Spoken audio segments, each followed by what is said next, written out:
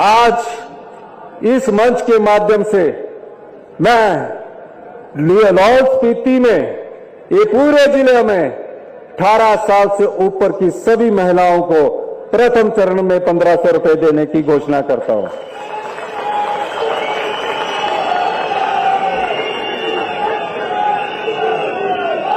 ये बात मैं इसलिए कह रहा हूं, सभी जिलों में लागू होगी ये गारंटी योजना, लेकिन जो आर्थिक बदहाली बीजेपी ने कर रखी है हमें उसको धीरे धीरे ठीक करना है। अगले वर्ष भी हम 3 गारंटियां अपने बजट में लाने जा रहे हैं और इसके अलावा 2,37,000 महिलाएं जिन्हें अभी 1100 रुपया पेंशन मिलती है उनको हम अगले साल से 1500 रुपया पूरे हिमाचल प्रदेश में उसको बढ़ा 1500 रुपया मासिक पेंशन देने की बात कर रहे हैं। किसान, एक बात मैं और कहना चाहता हूं, गारंटी के अलावा हमने अनाथ बच्चों के लिए एक योजना लाई, मुख्यमंत्री सुखाश्रय योजना। हिंदुस्तान में पहला कानून बनाकर उन बच्चों को हमने एक आश्रय दिया है जिन बच्चों ने अपनी माता को खो दिया, अपने पिता को खो दिया, उन्हें चिल्ड्रन ऑफ द स्टेट का दर्जा हमारी सरकार ने इस वित्तीय वर्ष में दिया है और उनको लाभ भी मिलना शुरू हो गया।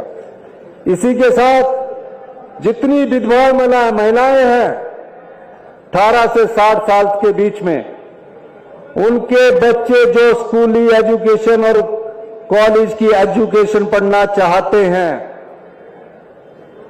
अगले वित्तीय वर्ष से वो चाहे डॉक्टर बने, वो चाहे इंजीनियर बने, वो चाहे आईआईटी में जाए, वो चाहे आईआईएम में जाए, उन सभी विधवा माताओं के बच्चों की सुरक्षा और पढ़ाई का खर्चा हिमाचल प्रदेश सरकार उठाएगी। इसे अगले साल से सरकार उठाएगी।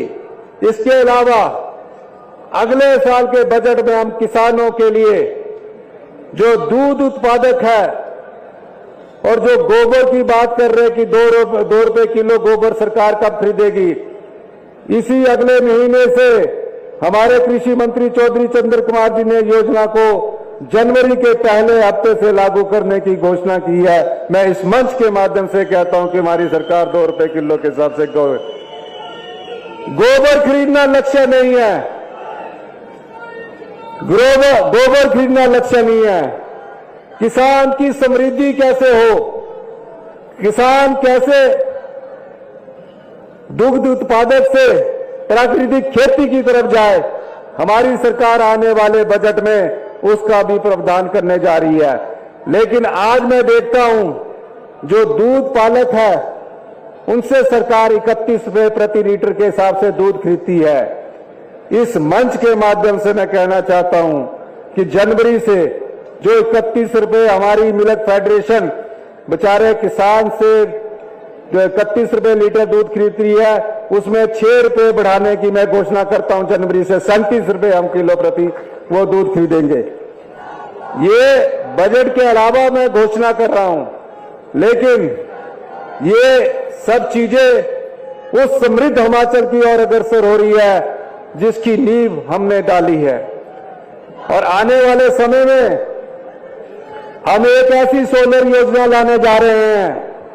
आप हमें 6 कनाल जगह दीजिए, 3 बीघा जगह दीजिए, हम आपको 20,000 रुपया पर मंथ हमारी सरकार देगी और 2,40,000 हमारी सरकार हर साल का देगी। वो ऐसी योजना हम युवाओं के लिए लाने जा रहे हैं। इसलिए ये कुछ एक चीजें मैं युवाओं से संबंधित भी करना चाहता हूं। युवा का भविष्य कैसे उज्जवल हो, इस दिशा में हमारी सरकार ने काम किया। 2,27,000 छात्र जियो आईटी के 817 पोस्ट कार्ड में बैठे। कब उनका एग्जाम हुआ? 2020 में। पिछली जो जयराम सरकार थी वो सोए रही, कभी हाई कोर्ट में गए, कभी सुप्रीम कोर्ट में गए। हमारी सरकार ने सुप्रीम कोर्ट में अपना पक्ष मजबूती से रखा और 817 के जो दो पोस्ट कार्ड के जो 2,27,000 हमारे युवा साथी है, जल्दी ही हम उनका रिजल्ट घोषित करके उनको नौकरी देने वाले हैं। आने समय में उनको रोजगार के अवसर मिलेंगे। अभी हमसे कुछ और पूछते हैं।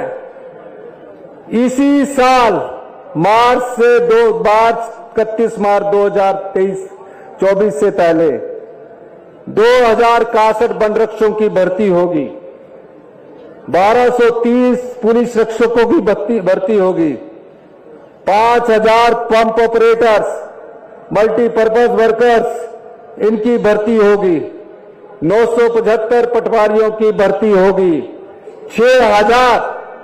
6,000 हमारे शिक्षा मंत्री जी ने बताया 6,000 जेवीटी, टीजीटी, लेक्चरर उनके बैच वाइज इंटरव्यू स्टार्ट हो गए हैं, उनकी भर्ती होगी। यही नहीं, एक साल में हम 20,000 सरकारी नौकरियां देने जा रहे हैं। इतिहास उठाकर देख लीजिए, कभी एक साल में 20,000 नौकरियां नहीं मिली। जयराम जी की सरकार में पूरे 5 साल में भी 20,000 नौकरियां मिली होगी। उसमें भी सभी रिजल्ट कानूनी पेचीदों में फंस गए, कोई हाई कोर्ट में फंस गया, कोई सुप्रीम कोर्ट में फंस गया एक साल में।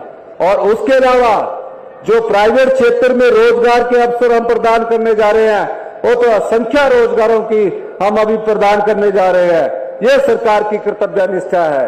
इसीलिए आज मैं आपके सामने ये कहना चाहता हूं, ये वो सरकार है जो आम लोगों की सरकार है, गरीब की सरकार है, किसान की सरकार है। इस सरकार में सभी माताओं का सम्मान होगा, सभी बहनों का सम्मान होगा, किसान का सम्मान होगा, युवाओं को रोजगार के अवसर प्रदान होंगे और कर्मचारी को पूरा सम्मान मिलेगा। लेकिन उसके लिए आप लोगों का हमें साथ चाहिए। हमें थोड़े कड़े फैसले लेने पड़ेंगे। कड़े फैसले आपके हित में हैं। हम कोई रूटीन की सरकार नहीं चलाना चाहते कि आज सत्ता में आए 5 साल बाद बदलना है, आंखें बंद करके सरकार चलाइए, जैसे कि पिछले जयराम ठाकुर जी ने आंखें बंद करके सरकार चलाई। हम सरकार में व्यवस्था परिवर्तन करना चाहते हैं। एक साल में जो हमने व्यवस्था परिवर्तन किया है, उस व्यवस्था परिवर्तन अब आपको धरातल में दिखने को मिलेगा।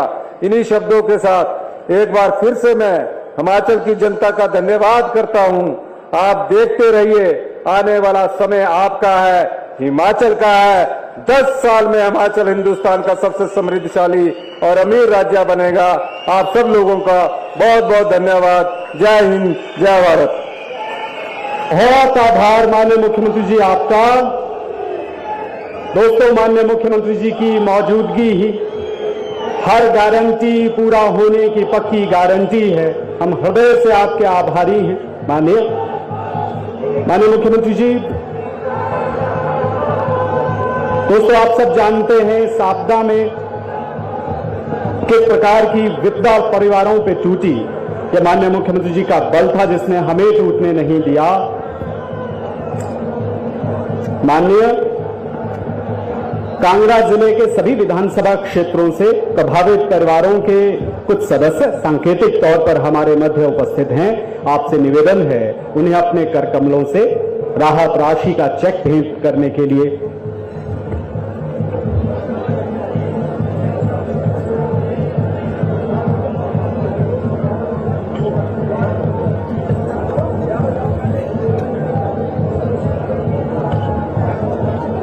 बैजनाथ विधानसभा क्षेत्र से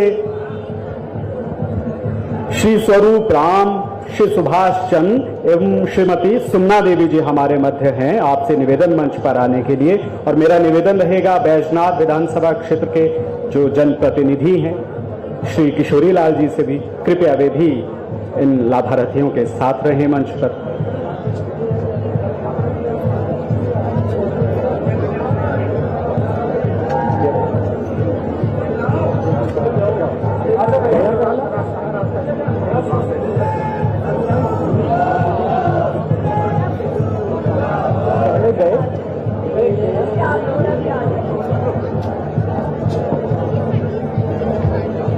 दोस्तों, माननीय मुख्यमंत्री जी ने इस आपदा की घड़ी में सबसे आगे रहकर संकट से जूझने की, जीतने की हिम्मत दी हमें, और न केवल हिम्मत दी, आपदा राहत राशि को 7 गुना तक बढ़ाकर 4500 करोड़ रुपए का विशेष राहत पैकेज बनाकर प्रत्येक प्रभावित परिवार के पुनर्वास की निर्णायक पहलकदमी की है। इसी पहल के तहत विशेष राहत पैकेज के प्रथम चरण की प्रथम किश्त बैजनाथ विधानसभा क्षेत्र से श्री स्वरूप राम, श्री सुभाष चंद एवं श्रीमती सुमना देवी,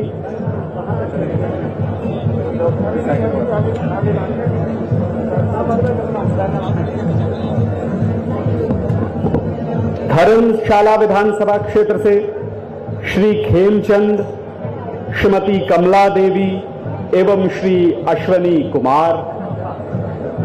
भूषण ज्वेलर्स, अनमोल रिश्तों के लिए।